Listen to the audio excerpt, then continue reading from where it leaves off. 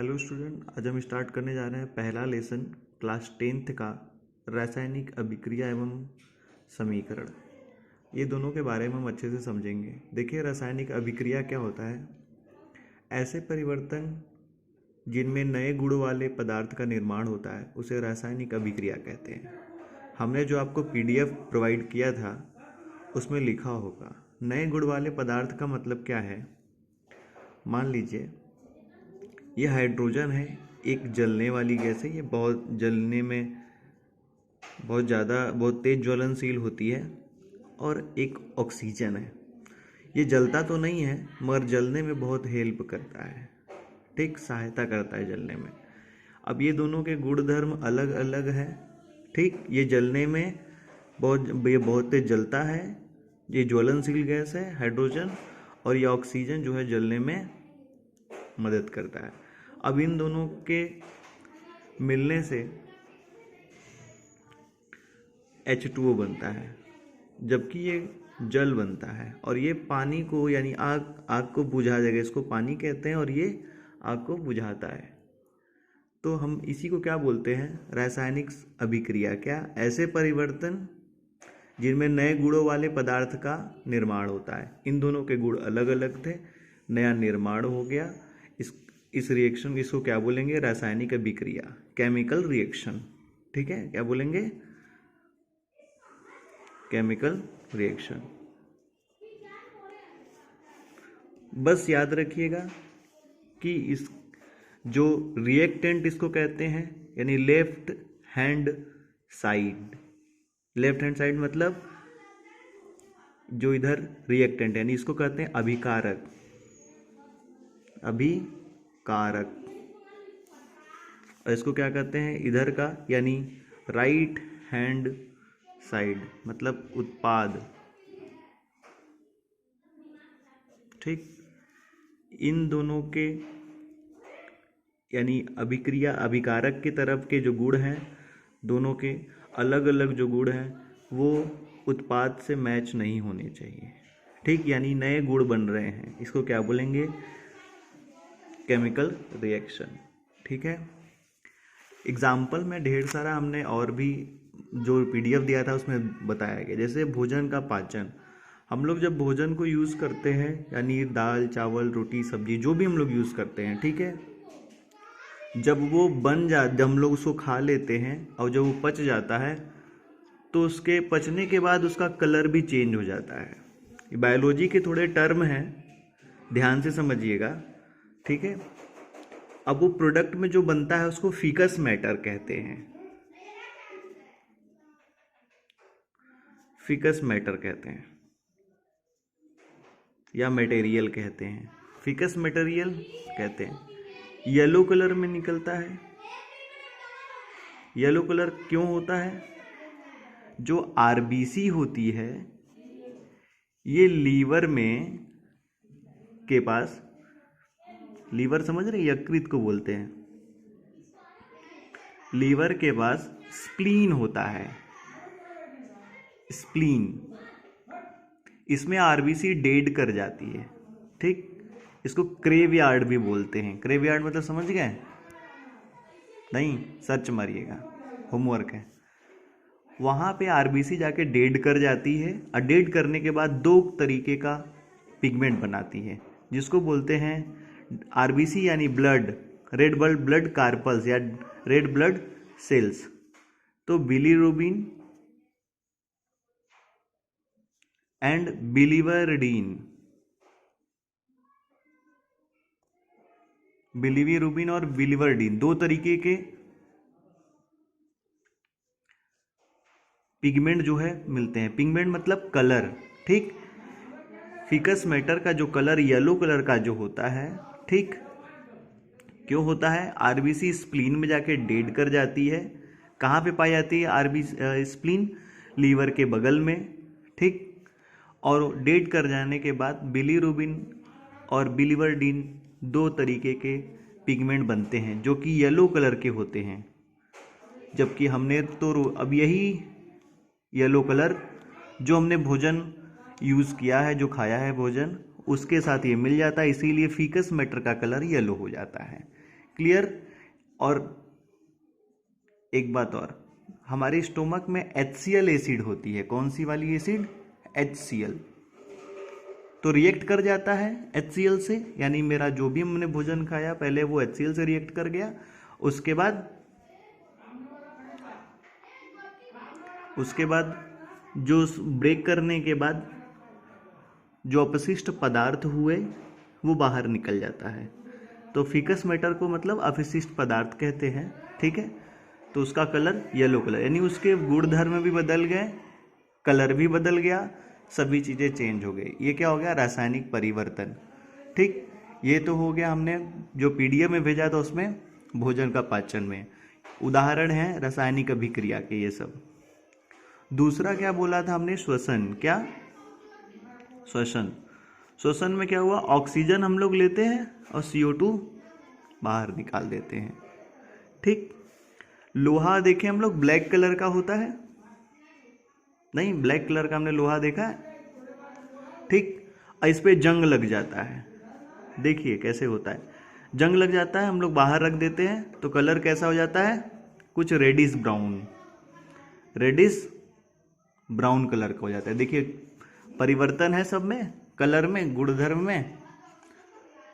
Magnesium का फीता जब आप लेंगे तो ऐसा कुछ जलेबी आकार का मिलता है, जैसे मतलब इस तरीके से वो लपेटा होता है, ठीक है। वो जैसे ये लोहे को रख देते हैं तो ऊपर जंग लग जाती है, सेम उसी तरीके से मैग्नीशियम का फीता है, इसको भी रख देते हैं बाहर या ऐसे रख देते हैं तो उसके ऊपर भी क्या होता है? या तो ऑक्सीजन से क्रिया कर लेता है, ठीक, या तो फिर CO से क्रिया कर लेता है। तो ये क्रिया ना करे, इसलिए मैग्नीशियम को लेने के बाद ये यदि क्रिया करेगा तो उसके ऊपर कुछ लेयर बने होते हैं, जैसे कि लोहे के ऊपर जंग का लेयर होता है। जब जंग को छोड़ा दे तो प्योर लोहा मेरा बाहर आ जाता है, ठीक। उसी तरह मैग्नीशियम भी वायु से रिएक्ट यानी O2 से रिएक्ट कर जाता है या CO2 से। तो इन दोनों को हमको थोड़ा रगड़ लेते हैं, रगड़ने के बाद ही जलाते हैं तो तेजी से जलता है चमकीले कलर के साथ।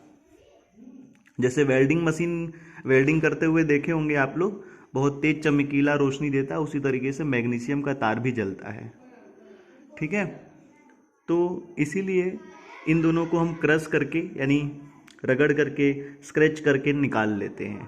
जैसे हमको प्योर लोहा निकालना, उसी तरह प्योर मैग्नीशियम हम इसको स्क्रैच करके निकाल लेते हैं, ठीक है। अब हम अगला क्या रिएक्शन है? जैसे दूध का दही बनना होता है तो दूध जो है की प्रॉपर्टी दूसरी होती है और दही की प्रॉपर्टी अलग हो जाती है। तो दूध से दही बनने के लिए जो बैक्टीरिया जो होता है उसको क्या बोलते हैं? लैक्टोबैसिलस या स्ट्रेप्टोकोकस यूज़ होता है, ठीक है।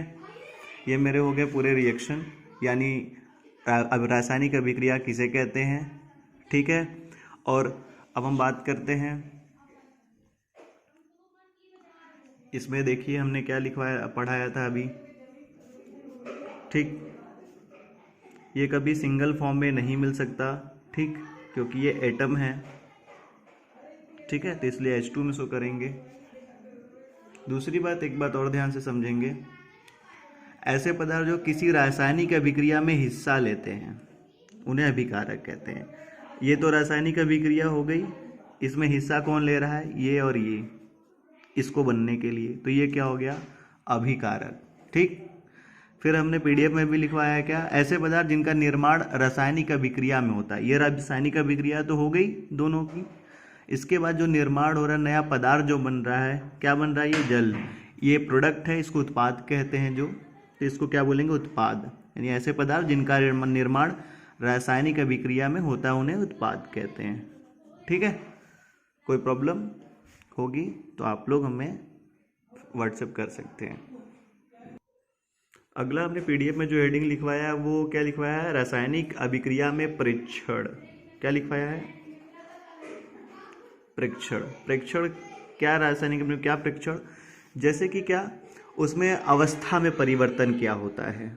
अवस्था जैसे कि H2O में क्या था? H2O और O2 में ये H2O बन जा रहा था, ये तो लिक्विड फॉर्म है, ये गैस फॉर्म है, ये भी गैस फॉर्म है। ये अवस्था में परिवर्तन हो गया, ठीक।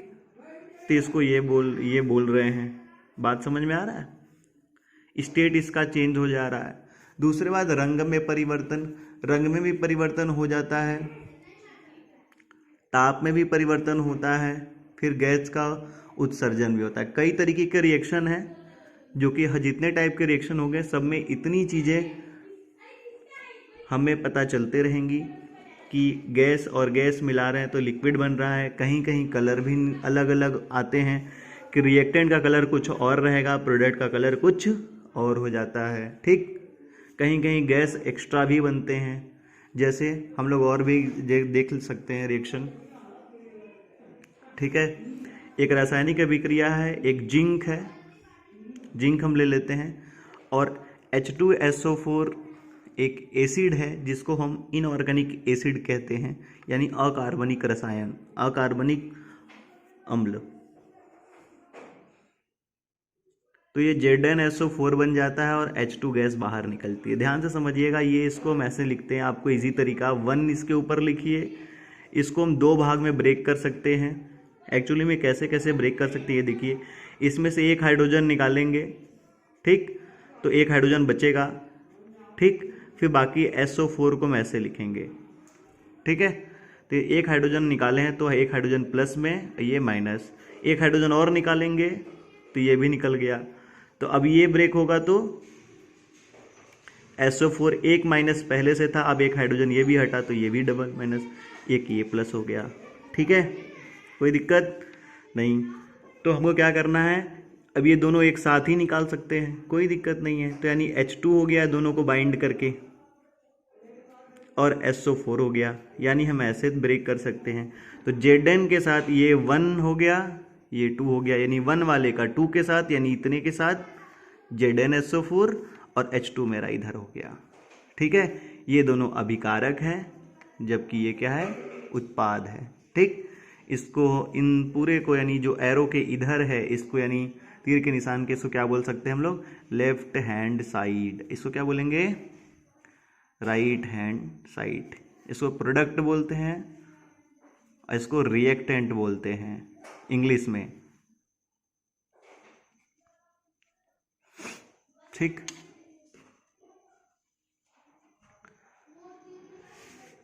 चलिए अब अगली हेडिंग क्या है, रासायनिक समीकरण देखते हैं। रासायनिक समीकरण किसे कहते हैं, रासायनिक अभिक्रिया, यानी जो हम रासायनिक अभिक्रिया अभी हम करा रहे हैं, यानी Zn प्लस H2SO4 वाली ये रासायनिक अभिक्रिया है। ठीक, रासायनिक समीकरण द्वारा निरूपित की जाती है, ये रासायनिक समीकरण कहते हैं इसको। ठीक है, इसको रासायनिक समीकरण हो गया, द्वारा निरूपित करते हैं इसको ऐसी इस तरीके से जैसे लिखा हुआ है। और रासायनिक समीकरण में तत्वों के प्रति या अभिकारक या और उत्पाद के रासायनिक सूत्र उनकी भौतिक अवस्था के साथ लिखे जाते हैं। जैसे अभी हमने क्या लिखा, भौतिक अवस्था क्या, ये गैस है, ये क्या है, गैस, ये भौतिक अवस्था है, ये लिक्विड, ये भौतिक अवस्था। बात समझ में आ रहा है, कौन से स्टेट में है ये समझना है। जिंक क्या है, मेटल फॉर्म में मिलेगा हमको। ठीक, तो इसको क्या लिखेंगे, सॉलिड। मेटल कैसा होता है, सॉलिड फॉर्म में हो गया। H2SO4 हमको लिक्विड में मिलेगा। ठीक, ये गैस फॉर्म में मिलेगा। ये भौतिक अवस्थाएं होंगी इस तरीके से। दूसरी बात, रासायनिक अभिक्रिया में आवश्यक परिस्थितियां, हमने हेडिंग लिखवाया है उसमें, PDF जो दिया है। अब परिस्थितियां क्या हुई, जैसे रिएक्शन करते समय कोई रिएक्शन हम लोग करवा रहे हैं, ठीक है, उसमें हमें ताप देने की ज़रूरत है। जैसे एग्जांपल, हमने एक बेगुना लिया, उसमें पानी डाल दिया। ठीक, अभी रिएक्शन हमको पता है कि किस तरीके से होने वाले हैं। यदि एसिड के द्वारा होगा तो हो जाएगा, या किसी और चीज़ के द्वारा हो रहा रहेगा तो हम करा लेंगे। मगर यदि उसमें अलग अलग परिस्थितियां हैं, जैसे कौन कौन सी, ध्यान से देखिएगा। इसमें हमने पानी डाल दिया और मम्मी चावल या दाल दे रही हैं, उसको आपने डाल दिया। ठीक है, ये एरो मार दिया। तो परिस्थितियां में लिखा हुआ है कि एरो के निशान के ऊपर लिखा जाता है। जैसे क्या क्या लिखा जाता है, ताप, दाब, उत्प्रेरक। तो हमें ताप, दाब, उत्प्रेरक जो भी यूज़ होगा इस रिएक्शन में, उसको हम एरो के ऊपर लिखेंगे। अब यहाँ पे हम ताप दे रहे हैं। ठीक, पानी में हमने दाल यूज़ कर लिया। ध्यान से देखिएगा, तभी समझ आएगा ये। दाल डाल दिया, ये देखिए ढक्कन खुला हुआ है। टेम्परेचर के बाद मेरा ये क्या हो जाएगा, दाल बन के रेडी हो जाएगा। मिनिमम 2 आवर लगेंगे। ठीक, टेम्परेचर हो गया। यदि हम इसको क्या करें, अब ये बात समझ में आ रहा है, ये दाल मेरा बन के रेडी हो गया, यानी पहले कंडीशन ये हो गया, हमने इसके ऊपर लिख दिया। अब दूसरा कंडीशन क्या है कि हमको जल्दी बनाने हैं। अब बस इसको बंद कर दीजिए ढक्कन को। ढक्कन बंद करने का मतलब मॉडर्न टेक्नोलॉजी, कुकर। ठीक, आप इसको रख लिए। अब 2 घंटे की जगह में भी हो सकता है 1 घंटा में बन जाए। तो ताप के साथ आपने और क्या दिया, ढक्कन, ये भाप को निकलने नहीं दिया आपने। ठीक, ढक्कन बंद कर दिया आपने। ठीक है, बाकी ढक्कनों को समझ में आ रहा है ना। ढक्कन बंद कर दिया आपने, भाप निकल नहीं पाया, तो क्या बढ़ गया, प्रेशर हो गया। किस पे, ढक्कन पर प्रेशर हो गया। तो यहाँ पे हम क्या लिखेंगे, ताप और दाब लिखेंगे। क्या लिखेंगे, दाब, यानी दाब बढ़ गया। ठीक, दाब तब कब ज़्यादा बढ़ता है, पानी कम रहेगा तो एरिया ज़्यादा खाली रहा तो दाब बढ़ जाएगा। पानी ज़्यादा रहा, एरिया कम रहा तो दाब कम हो जाएगा। ठीक, ध्यान से समझना है ये चीज़ें। तो मेरा प्रोडक्ट जो 1 घंटा में जो बनना था वो 2 घंटा में जो बनना था वो एक आवर में बनना शुरू हो जाएगा। क्लियर, ये बात समझ में आ गई।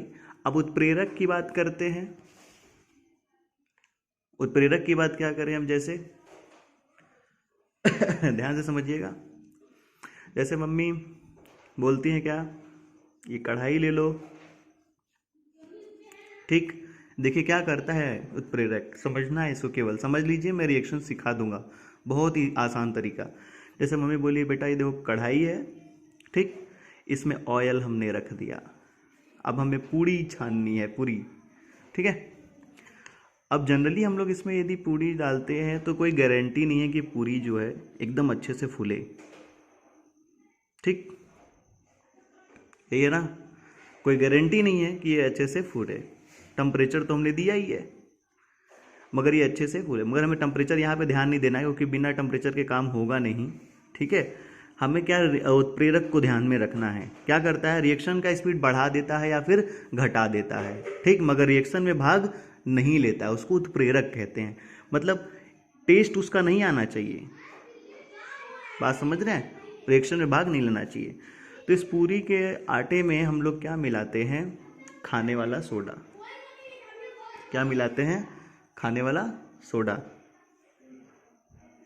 खाने वाला सोडा मार्केट से लेते हैं हम लोग, इसके अंदर मिला देते हैं थोड़ा सा। उसके बाद देखिए पूरी बहुत अच्छा फूलता है। ठीक है, क्या हुआ, पूरी में टेस्ट आया नहीं। ज़्यादा डालेंगे तो आएगा ही, वो अलग चीज़ है कि उसका जो अलग प्रॉपर्टी है, बट उसका यूज़ टेस्ट के लिए तो करते नहीं हम लोग, बस स्पीड बढ़ाने के लिए करते हैं, जल्दी हो जाता है। ये बात समझ में आया, उत्प्रेरक। तो ऊपर हम लोग उत्प्रेरक लिखेंगे। ये तो समझा रहे हैं। अब रिएक्शन में उत्प्रेरक की जगह यानी खाने वाले सोडे की जगह क्या यूज़ होने वाला है, ऑयल की जगह या पूरी की जगह क्या यूज़ होने वाला है, ये आपको रिएक्शन में समझ में आएगा। तो ये सब की जगह बस केवल प्लेस करके रखना है और सीखना है। सीखना है, पढ़ना नहीं है, सीखना है। चलिए हम अगला हेडिंग देखते हैं, रासायनिक समीकरण को संतुलित करने के लिए। बहुत इजी मेथड है। हमने एक जो पीडीएफ दिया है उसमें एक रिएक्शन होगा, Fe plus H2O gives FeO3। यहाँ पे 2 होगा। ठीक, यहाँ पे क्या होगा, 2 होगा, यहाँ पे 3 होगा। इसको आप काट के बना लीजिएगा, इसको 4 कर लीजिएगा। ठीक, जो बॉक्स में दिया होगा देख लीजिएगा, बॉक्स में सही दिया है, बस ऊपर यहाँ रिएक्शन में लिखने में गड़बड़ हो गई है। ठीक है, और यहाँ पे ये कर लीजिएगा, एक बॉक्स जो बनी होगी इस तरीके की, उसमें लिखा होगा FeHO, ये RHS है, समझ गए ना, प्रोडक्ट वाला, और ये LHS है। ठीक, तो इधर कितने हैं, लेफ्ट हैंड साइड में Fe कितना है, यानी इस तरफ 1 है, इधर कितने हैं Fe 3 है। बॉक्स में सही दिया है बस ऊपर, तो Fe 3 है इधर, तो यहाँ पे भी 3 होना चाहिए, जबकि लिखा 2 था, तो उसको बना लेना है। ठीक है, समझना है, थोड़ा सा गड़बड़ हो जाती है PDF में। H की जगह हम क्या लिखा हुआ है, 2 लिखा हुआ है, किधर LHS, मतलब इधर ये LHS है, ये RHS है, हम लिख दे रहे हैं ऊपर RHS और इधर LHS। हाइड्रोजन कितना है, 2 दिख रहा है हमको, 2 है। अब RHS में किधर कितना हाइड्रोजन है, 2 है, यानी सही लिखा हुआ है। ठीक, ऑक्सीजन कितने हैं LHS में, 1 है, और उधर ऑक्सीजन कितने हैं, 4 है। चलिए बैलेंस करना सीखते हैं। ऊपर में ध्यान नहीं दीजिए, पहले बॉक्स में आते हैं। 4 है तो हमको कैसे, ये देखिए, इसका रासायनिक समीकरण को संतुलित करने का कोई फार्मूला नहीं है, बस थोड़ा सा दिमाग यूज़ करना है, बहुत आसान तरीका है, बस समझना है।